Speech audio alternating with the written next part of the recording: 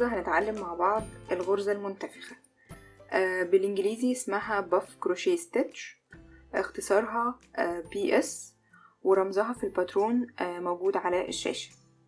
الغرزة المنتفخة زي ما احنا شايفين ده بيكون شكلها. هي عبارة عن 3 أو 5 أو أكتر من الغرز النص عمود. بنعمل غرز نص عمود مفتوحة بتدخل في غرزة واحدة في مكان واحد، يعني قاعدتها بتبقى غرزة واحدة. بنعمل 3 غرز نص عمود وبنقفلهم بعد كده، يا إما ممكن نقفلها حلقة واحدة زي ما احنا شايفين وبتبقى قريبة من بعض كده، او ممكن نقفلها بغرزة سلسلة فبيبقى في مسافة شوية بينهم وبين بعض.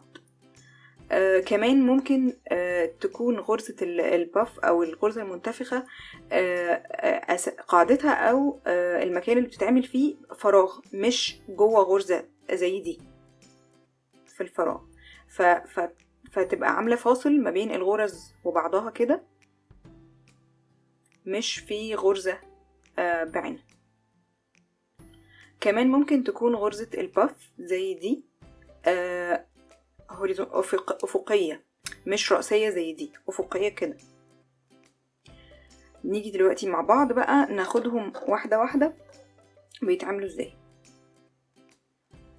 هنبدأ عندي هنا أنا عاملة سطر من غرز الحشو كبداية. هنبدأ بغرزتين سلسلة اللي هما ارتفاع غرزة النص عمود. هاجي هنا دي الغرزة اللي عليها الدور، اخد لفة وابدأ اعمل غرزة نص عمود كده معايا 3 لفات. انا عملت كده، المفروض ان انا عشان اكمل غرزة النص عمود اسحب واعدي، لا، فانا كده قلنا هي هتبقى مفتوحة فمش هقفلها. هعمل الغرزة النص عمود التانية ان انا اخد لفة وادخل اسحب الخيط، اعمل غرزة نص عمود تالتة، ادخل واسحب الخيط. كده انا بقى عندي على الابرة 3 غرز نص عمود مفتوحين. الف الخيط اعديه بالراحة من كل الحلقات اللي عندي على الابرة. كده انا كونت اول غرزة منتفخة او باف ستيتش. دي هتبقى مقفولة بحلقة، بمعنى ان انا كده خلاص قفلتها. ابدأ في الغرزة اللي بعدها اعمل غرزة تانية من الباف، دي اول نص عمود، الف وادخل في نفس زي ما احنا شايفين في نفس الغرزة، اعمل النص عمود التاني، الف وادخل في نفس الغرزة، اعمل التالت، الف الخيط، اللفة الاخيرة اللي هتعدي من كل الحلقات اللي موجودة على الابرة، الف وادخل في اللي بعدها، دي اول نص عمود، التانية، التالتة، اللفة الأخيرة اللي هتعدي من كل الحلقات دي، اللي بعدها، 1 2 3، اللفة الأخيرة تعدي كده، الغرزة اللي بعدها اهي زي ما احنا شايفين. كل باف او كل غرزة منتفخة موجودة في غرزة حشو من اللي بدأنا بيها، غرزة واحدة، 2 3، الحلقة الأخيرة تعدي من كل الحلقات اللي موجودة معانا على الإبرة،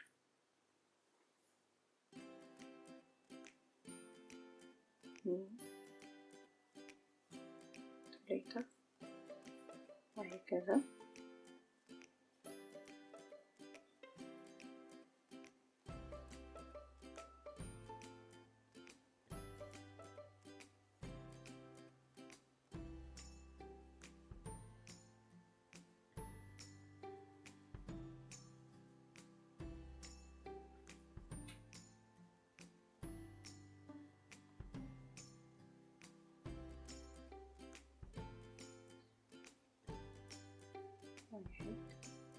2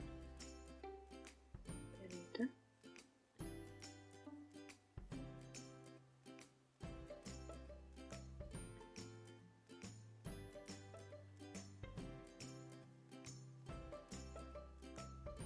ممكن اقفل بغرزة اخر واحدة عشان نقفلها ونعمل نص عمود بقى مقفولة عادية كده.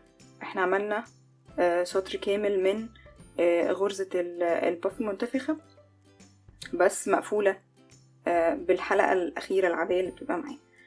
لو حبينا نبدأ سطر تاني من غرزة الباف لكن هنقفلها بقى المرة دي بغرزة سلسلة زي ما شفنا قبل كده ازاي نوصل خيط ملون تاني. اديني عديت من الحلقة بتاعة الخيط القديم او اللون الاول، عديت الخيط التاني، هدخل هنا اعمل سلسلتين اللي هما ارتفاع الغرزة الجديدة. هاجي في الغرزة دي التانية دي اعمل غرزة الباف بتاعتي.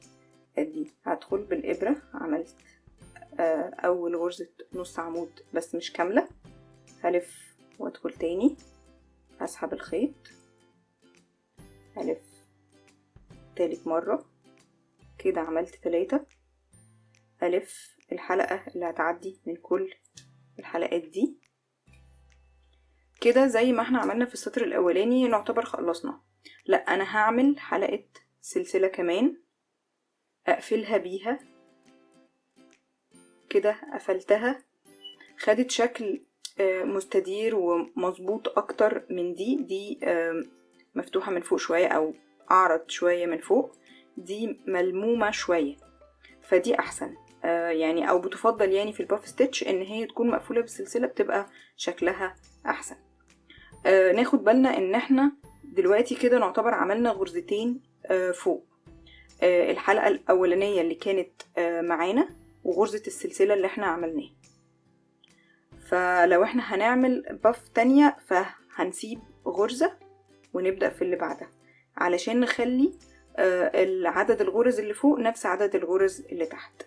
كده انا عملت اول غرزة نص عمود، التانية، التالتة، ألف وأعدي من كل الحلقات دي الحلقة الأساسية اللي عملناها، ودي غرزة السلسلة اللي هنقفل بيها الباف ستيتش دي.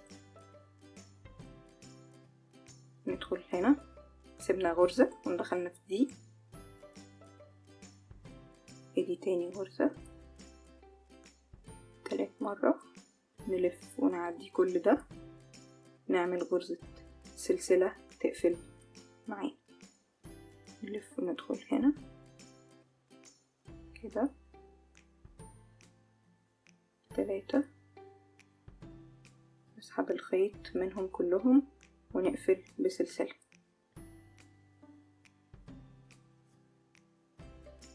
2 3 نسحب غرزة سلسلة. تمام، اخر واحدة 2 3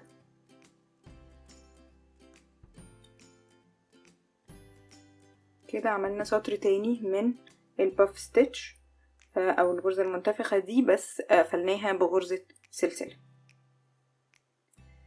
لو حبينا نعمل احنا دلوقتي عندنا فراغات فعايزين نجرب نعمل الغرزة المنتفخة دي في الفراغ، وكمان ممكن نجربها المرة دي بزاوية قصدي بعدد اكبر. ادي اللون التالت ده، هندخله كده، نشد اللون القديم. تمام،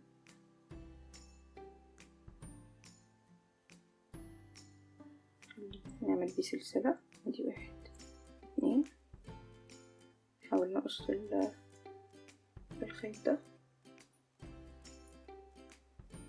عشان ما يضايقناش واحنا بنشتغل.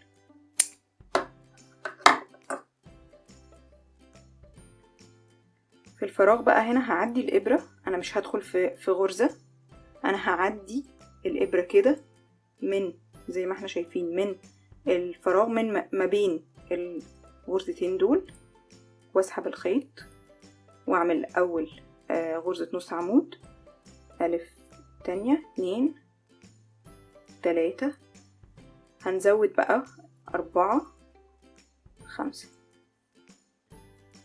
نسحب الحلقة بتاعتنا تعدي من كل الحلقات اللي موجودة على الإبرة، ونقفل بسلسلة.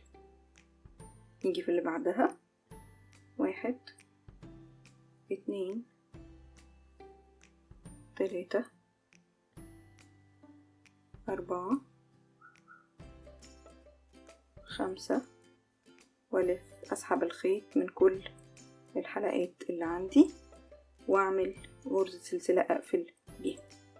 طبعا باين الفرق في الحجم ما بين ال3 وما بين ال5، كمان باين شكلها الفرق لما كنا داخلين في غرزة هنا اكتر كمان في غرزة، ولما هنا عملناها في الفراغ. نعمل تاني مع بعض، 1، 2، 3، 4، 5، والف واسحب من كل دول واقفل بغرزة سلسلة زي ما احنا شايفين اهو، 2، 3، 4، 5، اسحب واقفل بغرزة سلسلة. شايفين بنلف ازاي بالإبرة من تحت في الفراغ ده، مش بدخلها فيه 3، 4، 5، واقفل بسلسلة. ممكن اعمل هنا بقى نص عمود كده، ايه، نقفل بيها السطر ده.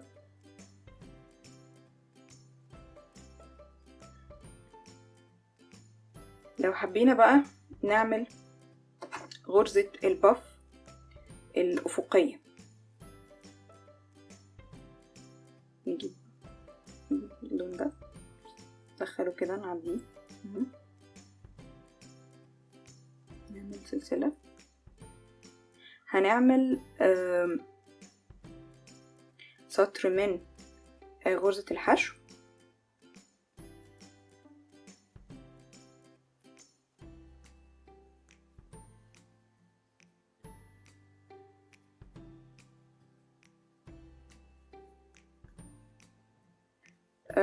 هو مش يعني السطر ده مش لسبب اكتر من انه يبقى بس موضح لنا الفرق ما بينهم، يعني اخترت اللون مختلف وبعمل السطر ده علشان يسهل لنا الشغل ويبقى مبين الفرق ما بينهم. هعمل هنا كمان ادي كده سلسلة عشان هعمل غرزة حشو تاني. غرزة الحشو دي هي اللي هنلف عليها الباف ستيتش او غرز النص عمود اللي هنعملها. يعني مش هندخل هنا في الطريقة العادية اللي احنا بندخل بيها الغرز السطر الافقي ده، لا، هندخل في غرزة الحشو الرئيسية اللي عملناها. ازاي؟ اولا هديلها غرزتين سلسلة، هعمل غرزتين سلسلة عشان ده هيبقى ارتفاعها بس بالافق. يعني عملنا غرزتين دول، هبدأ ألف النص عمود، ناخد بالنا هندخل دي غرزة الحشو اهي، باين اكتر اهي، ده المكان، دي غرزة الحشو اللي احنا عملناها بدأناها السطر التاني. عملت غرزتين سلسلة وبعدين هلف وادخل هنا قبل غرزة الحشو واعمل نص عمود، اسحب، هعمل التاني واسحب واعمل التالت، وبعدين أعدي من الحلقات دي كلها وأعمل سلسلة وأقفلها. دي غرزة الباف. بس هاجي 1 2 وأعمل هنا غرزة حشو تاني. كده بقت أفقية. وصلناها بالسطر الأفقي ده بغرزة الحشو دي. تمام. تاني هنعمل غرزة حشو جديدة اللي هي هتكون المحور أو العمود اللي هنلف عليه غرزة الباف ستيتش الأفقية. بعمل غرزتين سلسلة ارتفاعها ده، بلف وأدخل قبل غرزة الحشو اللي عملتها عشان ألف عليها. ادي أول نص عمود، ألف وأدخل تاني، ألف وأسحب تاني. كده عملت 3. هلف وأعدي من كل الحلقات، هقفل بسلسلة، هقول هنا 1 2 وأجي في التالتة أعمل غرزة حشو عشان يبقى الارتفاع مظبوط ما بينها واخدة مساحتها مظبوطة. تاني نعمل غرزة حشو كمحور تلف عليه غرزة الباف، نعمل سلسلتين عشان ارتفاعها، ألف وأدخل ما بين قبل غرزة الحشو عشان ألف عليها. 1 2 3. هلف وأعدي من كل الحلقات وأعمل سلسلة عشان أقفل بيها الغرزة المنتفخة دي. وبعدين اهو هعدي 1 2 نفس الارتفاع بس في السطر اللي تحت، واجي على 3 غرزة وأعمل غرزة حشو. وكده نبقى احنا عملنا الباف الأفقية. دي بتبقى حلوة في الأطراف بتاعة المفارش أو سكارف، أي أطراف يعني. دي كانت الباف ستيتش أو الغرزة المنتفخة. شكرا.